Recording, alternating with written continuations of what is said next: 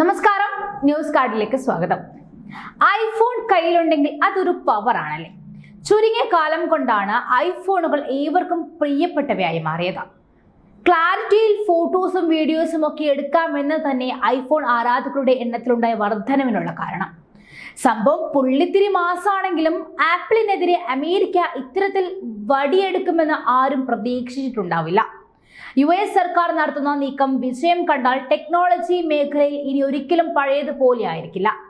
American department of justice ആപ്പിളിനെതിരെ കോടതിയിൽ സമർപ്പിച്ചിരിക്കുന്ന 88 page കുറ്റപത്രത്തിലുള്ളത് കടുത്ത ആരോപണങ്ങളാണ്. കുത്തക നിലനിർത്താനായി കമ്പനി കാലാകാലങ്ങളായി അനുവർത്തിച്ചു വരുന്ന നയങ്ങൾ ഇനി വെച്ചു പൊറപ്പിക്കാനാവില്ല എന്ന വ്യക്തമായ സന്ദേശമാണ് അതിലുള്ളത്. ഇതിനെതിരെ ഏതറ്റം വരെയും പോരാടുമെന്നും ആപ്പിളും പ്രഖ്യാപിച്ചു കഴിഞ്ഞു.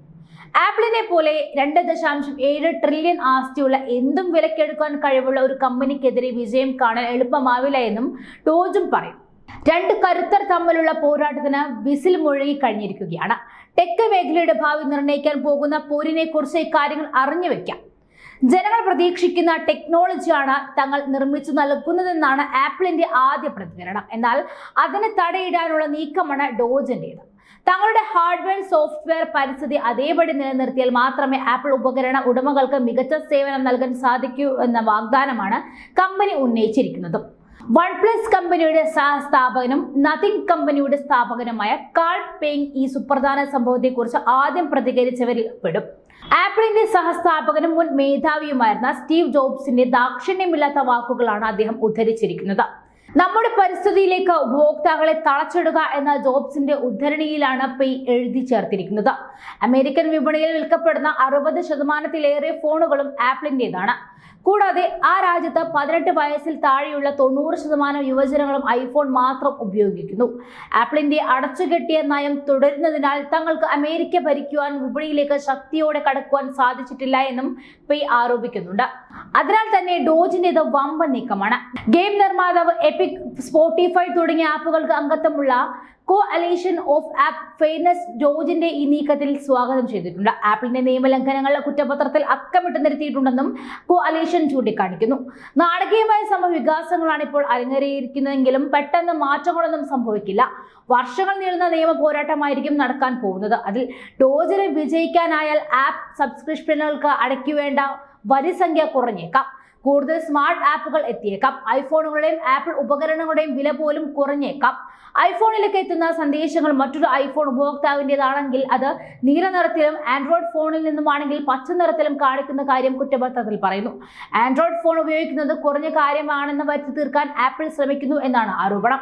നാണക്കേട് ഒഴിവാക്കാനായി അമേരിക്കയിൽ പലരും ഐഫോൺ തന്നെ വാങ്ങിക്കുന്നു, പ്രത്യേകിച്ചും ടീനേജ് ഉള്ളവർ.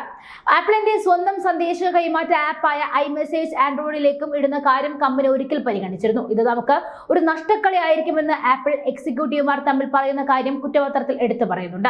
പച്ചനിറത്തിൽ സന്ദേശങ്ങൾ കാണിച്ച ആൻഡ്രോയിഡ് ഉപഭോക്താക്കളെ അപമാനിക്കുന്നു എന്നത് ഡോജിന്റെ പ്രധാന ആരോപണങ്ങളിൽ പെടുന്നു. ഏകദേശം 25 വർഷം മുൻപ് പേഴ്സണൽ കമ്പ്യൂട്ടർ മേഖല അടക്കി വാണിരുന്ന മൈക്രോസോഫ്റ്റ് വെയറിനെതിരെ സമാനമായ ഒരു നീക്കം ഡോജ് കൊണ്ടുവന്നതോടെ ഒട്ടനവധി പുതിയ കമ്പനികൾ ഉടലെടുത്തു. ഗൂഗിൾ, ഫേസ്ബുക്ക് തുടങ്ങിയ പല ഭീമന്മാർക്കും തലപൊക്കാൻ സാധിച്ചത് ആ നീക്കത്തിന്റെ ഫലമായിട്ടായിരുന്നു.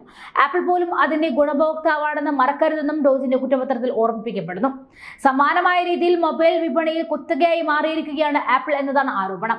ഡോജിന്റെ നീക്കം ആപ്പിളിനെതിരെ മാത്രമല്ല ഗൂഗിൾ, ആമസോൺ, മെറ്റ തുടങ്ങിയ കുത്തക ടെക്നോളജി കമ്പനികളെയെല്ലാം വരുതിയിൽ കൊണ്ടുവരാനുള്ള ബൃഹത്തായ ഒരു ശ്രമത്തിന്റെ ഭാഗമാണ്. മാന്യമായ ജനങ്ങളിൽ നിന്നും ഒഴുകുന്ന ഡേറ്റകൾ മുഴുവൻ ചുരുക്കം കമ്പനികൾ കുത്തകയാക്കി വെക്കുന്നതാണ് ഭാവിയിൽ ദോഷകരമാണെന്നും ഡോജ് വിലയിരുത്തുന്നു. ആപ്പിളിന്റെ ഇപ്പോഴത്തെ പ്രതാപത്തിന് പിന്നിൽ സ്റ്റീവ് ജോബ്സിന്റെ നയങ്ങളാണെന്നും AFPയിൽ ആപ്പിൾ ഹോട്ടൽ കാലിഫോർണിയ പോലെയാണ്. മുറിയെടുത്തു കഴിഞ്ഞാൽ ചെക്ക്ഔട്ട് ചെയ്യാമെങ്കിലും ആപ്പിളിന്റെ അടച്ചിട്ട പൂന്തോട്ടത്തിന് പുറത്തേക്ക് പോകാനാകില്ല എന്നും റിപ്പോർട്ടിൽ പറയുന്നു. ഏകദേശം 50 വർഷം മുൻപ് കമ്പനിയുടെ ആരംഭകാലത്ത് തന്നെ തങ്ങളുടെ ഉപകരണങ്ങൾ മറ്റൊരു കമ്പനിയുടെ ഉപകരണവുമായും സഹകരിപ്പിക്കാതെ പ്രവർത്തിക്കുന്നതായിരിക്കണം എന്ന തീരുമാനത്തിന്റെ തുടർച്ചയാണ് ഇതുവരെയുള്ള ആപ്പിളിന്റെ ചരിത്രം. ആപ്പിൾ ഉപകരണങ്ങളുടെയും സോഫ്റ്റ്വെയർ പരിസ്ഥിതിയുടെയും മേന്മ കമ്പനിയുടെ ഫാൻസ് എപ്പോഴും പറഞ്ഞുകൊണ്ടേയിരിക്കുന്നു. ഈ ഒരു വിമർശനവും അവർ ചെവിക്കൊള്ളുന്നുമില്ല. ഐഫോൺ പുറത്തിറങ്ങുന്നതിന് മുൻപ് ആപ്പിൾ ഒരു ഹാർഡ്വെയർ കമ്പനിയായിരുന്നു. മൈക്രോസോഫ്റ്റ് വിൻഡോ OS തങ്ങളുടെ കമ്പ്യൂട്ടറിൽ പ്രവർത്തിപ്പിക്കാതിരിക്കുക, സാധാരണ മൗസ് പ്രവർത്തിപ്പിക്കാതിരിക്കുക തുടങ്ങിയ കാര്യങ്ങളായിരുന്നു അന്ന് പ്രധാനം.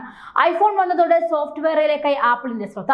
ആപ്പിൾ ഉപകരണങ്ങൾ തമ്മിൽ സഹകരിച്ച് പ്രവർത്തിപ്പിക്കാൻ എളുപ്പമാക്കി. ഉപകരണങ്ങളിൽ ഉൾപ്പെടുത്തുന്ന ടെക്നോളജി ഏറെ ആപ്പിളിന്റെ ലോകം പോകുമെന്ന് പറയുന്നത് ആഡംബര പ്രൗഢി വിളിച്ചു പറയുന്ന ഡിവൈസുകളായി.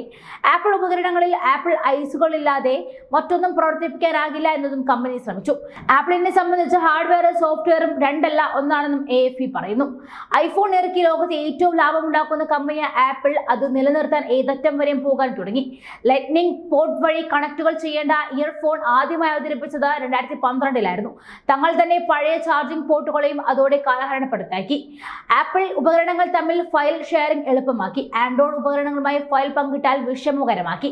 ഇപ്പോൾ എക്സ്ക്ലൗഡ്, ആപ്പിൾ മ്യൂസിക്, ആപ്പ് സ്റ്റോർ തുടങ്ങിയ പലതും ഐഫോൺ ഉടമകൾക്ക് മാത്രമായി പ്രവർത്തിപ്പിച്ച ആൻഡ്രോയിഡുമായുള്ള വേർതിരിവ് ഊട്ടിയുറപ്പിക്കുന്നു. ഇതെല്ലാം അധികാരികളുടെ ശ്രദ്ധയിൽപ്പെട്ടതാണ്. പുതിയ നീക്കത്തിന് പിന്നിലുള്ള മറ്റൊരു കാരണം. ഡോജിന്റെ നീക്കം വിജയിക്കുമോ എന്നറിയാൻ വർഷങ്ങൾ കാത്തിരിക്കേണ്ടി വരും എന്നതാണ് ഏറ്റവും വലിയ ഘടകം.